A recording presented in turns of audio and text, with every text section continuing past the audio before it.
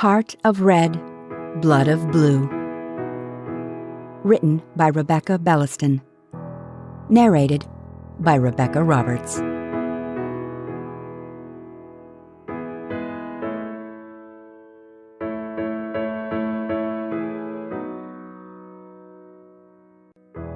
Prologue. It was sunny that day.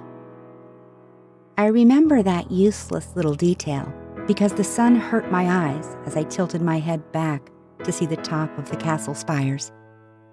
My legs burned as we ascended the stone steps that seemed to last forever to my 7-year-old mind.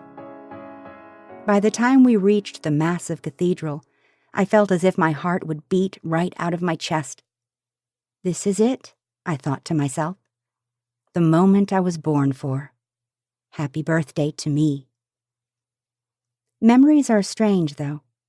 I remember the guards in Krongen blue lined our way, holding their shiny swords high enough for us to walk beneath. I remember wondering if their arms were tired. My older brothers often fought who could hold up their swords the longest. Arnold the Young usually won, which he rubbed in the noses of Arnaud and Arnulf. Thankfully, none of them had accompanied us to Kronga. Besides their endless bickering, my older brothers loved to pester me, the only girl. However, I would have given anything to have my mother there. She had stayed home resting, large with yet another child. Before my father and I left for Kronga, my mother told me that I was the key in the negotiation, and that my betrothal would bring peace to both lands.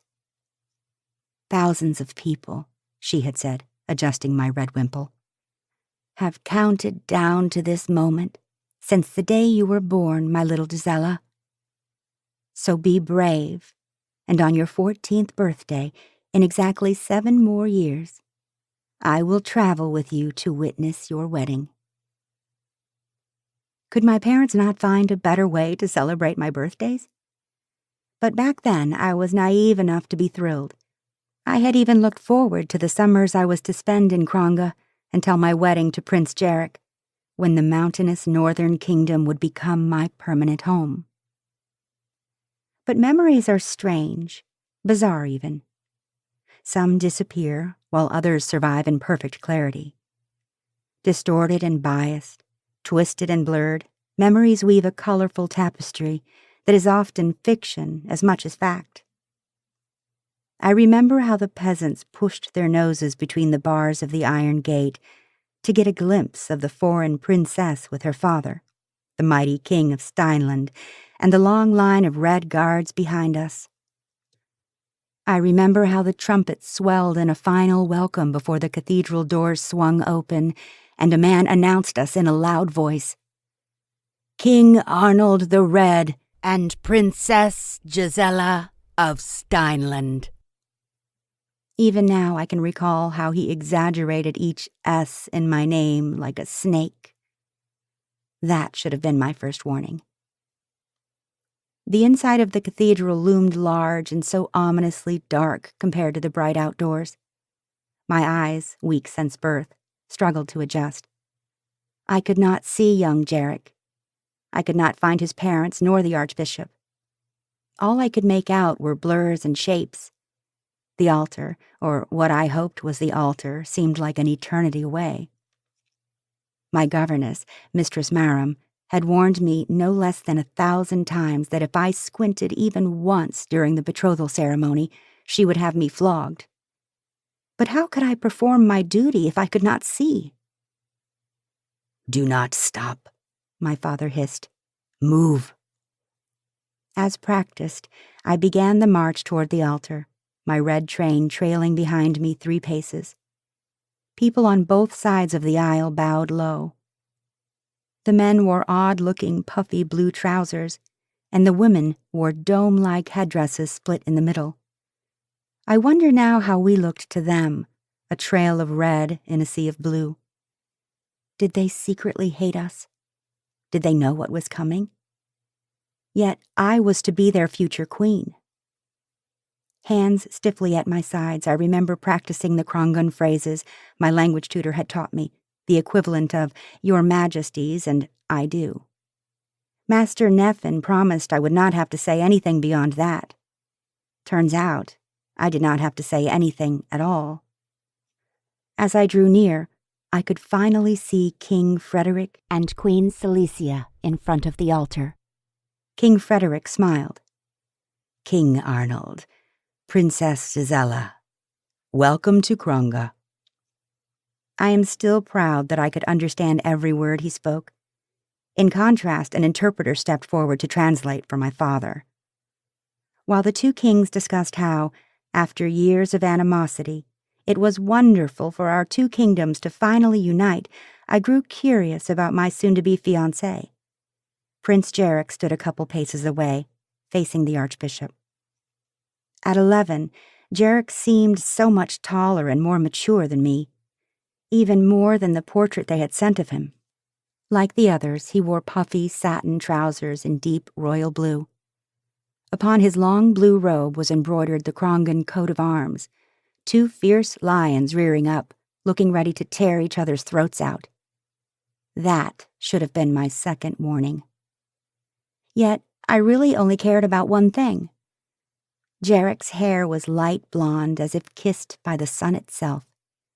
His skin was tanner than proper for a royal, so in that way we were the opposite. But his hair was almost as light as mine. I wanted to rip off my long red headdress and show him my snowy white ringlets, but Mistress Maram had threatened me about that as well. "Do not let a single strand of your hair show during the entire trip," she had scolded. "Not one." Even at a young age, I was taught to be ashamed of my appearance. Mistress Moran kept me well covered, trying to hide what I was. Why, then, did Jarek refuse to look at me? The entire time the kings conversed, I remembered how Jarek stared straight ahead at the altar. So I did what any excited 7-year-old birthday girl would do. I waved. Jarek's eyes flickered to me, but he faced front again. So I waved harder.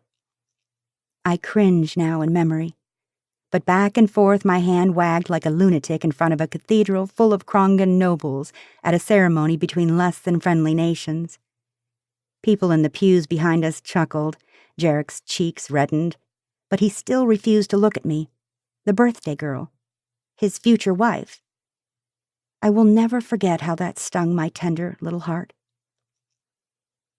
No matter how hard I try, I recall little of the ceremony itself, other than the Archbishop instructing Jarek to place the betrothal diadem, a beautiful silver crown, atop my red headdress. The crown shook in his hands as if he was nervous. Being the compassionate child that I was, I wanted to stomp on his foot. But that is where things turn hazy. One moment, Jarek was placing the crown upon my head, and the next, King Frederick was shouting a single word over and over, a Krongan word I did not know yet. I looked up in time to see the Northern King draw a sword from inside his blue robe and lunge toward me. My father was faster. Unsheathing his own sword, he leapt forward and parried. Their swords clashed, swung again, and locked. "Skaba! Skaba!" King Frederick shouted in my father's face, a word I have since learned means attack. The interior of the cathedral erupted into chaos. People screamed. Guards from both kingdoms ran forward. I have always known my father to be a master swordsman, but knowing and seeing are two different things. The king's swords locked for the space of 2 heartbeats before my father shoved back and slashed King Frederick across the neck. Blood spattered. King Frederick collapsed, dead. I had no time to react. An oncoming guard charged me. My father spun, slashed the guard, and in a move so swift it was blurred to my weak eyes, he ran his sword through Prince Jarek's abdomen next. Just that fast. Just that effortlessly. I cannot remember screaming or anything beyond the way young Jarek fell to his knees, staring down at the dark spot staining the blue satin deep purple. The blood. How I wish I could forget the blood. Or the way Jarek looked up at me, so betrayed, as if I had killed him, as if we had attacked first. I know now that the entire ceremony had been a ruse, a trap to lure us to Kronga under the guise of peace. But Jarek had not anticipated his father's treachery any more than we had. Had my own father not reacted so quickly, I would not be alive today. But what I cannot fathom is that King Frederick had attacked us in a church, before the altar of God, at the betrothal of children, no less. What savagery! What wicked cruelty of the Northern King! But not his son. Just because Jarek had snubbed me did not make him a barbarian like his father. After all, what boy wants to be aligned with a stupid, grinning girl from enemy lands? To this day, I hold Jarek blameless. Not that it matters. The innocent often fall with the guilty. My last memory is watching Prince Jarek of Kronga tumble face first onto the stone cathedral floor, light hair spilling around him. They tell me the Red Guards whisked me away. They tell me I was the first out of the cathedral. Did I kick? Did I scream as they carried me to safety? I cannot even remember the long journey home. It took a week before I knew my father had survived and 3 months for his injuries to heal. By then, he had shipped me away into hiding and we were in a full-scale war. For 10 long years, Queen Silesia had fought to finish the war her husband started. For 10 years, she has hunted me. Because I lived, and her son did not.